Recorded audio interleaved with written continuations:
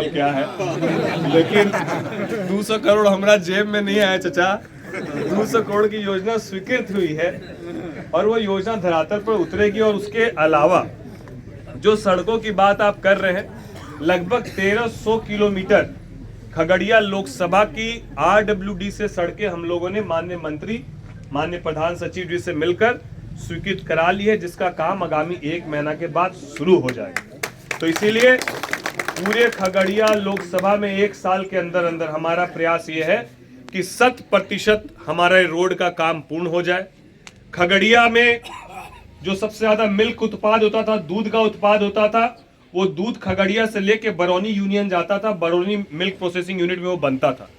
हम लोगों ने नीति आयोग से पैसा ले आए हैं और उसकी स्वीकृति भी ले ली है। अब मिल्क प्रोसेसिंग यूनिट खगड़िया के अंदर ही हम लोग स्टैब्लिश करने जा रहे हैं। हम लोग मेडिकल कॉलेज के लिए जगह 3 जगह पर हम लोगों ने चयनित कर लिया है।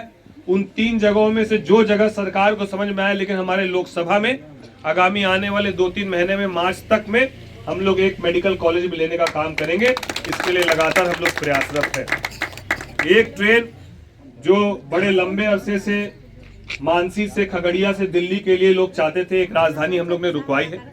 और हसनपुर में एक्सप्रेस ट्रेन के ठहराव के लिए 3 एक्सप्रेस ट्रेन के ठहराव के लिए हम लोगों ने दिया है।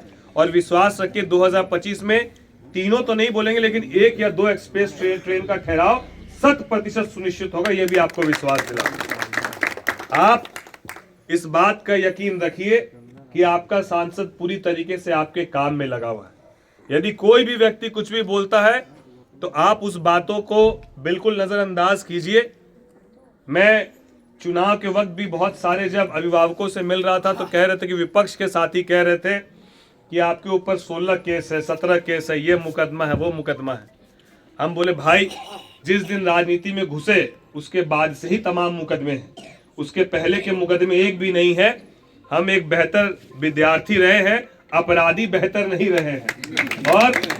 और यदि उसके बाद जो मुकदमे हैं वो बिल्कुल 100% है। और वैसे मुकदमे हमको आगे भी झेलने हैं, क्योंकि जो अफसर, जो पदाधिकारी जिनके पास जिन्होंने जो समय सीमा तय की, जो गुणवत्ता तय की, उस पर काम नहीं हुआ तो हम लोग पहले भी लड़ाई लड़े हैं और आगे भी लड़ाई लड़ेंगे, चाहे उसका परिणाम जो हो वो स्वीकार है। तो राजनीति में जनप्रतिनिधि की हिम्मत जनता होती है, वो आप होते हैं। बस आप अपना विश्वास इसी तरीके से बनाए रखिएगा। मैं आपको विश्वास दिलाता हूं कि सदन में सबसे मजबूती से कोई सांसद गरजेगा तो आपके खगड़िया लोकसभा का सांसद गरजेगा। इस विश्वास को हमेशा आप बनाए रखिए। और इन्हीं चंद बातों के साथ हम आप सबको ये विश्वास दिलाते हैं कि हम लोग 5 साल में खगड़िया में सारी महत्वपूर्ण योजनाओं को लेकर आएंगे। उसमें हसनपुर कहीं भी अछूता नहीं होगा। इसलिए बिल्कुल ऐसा नहीं सोचिए।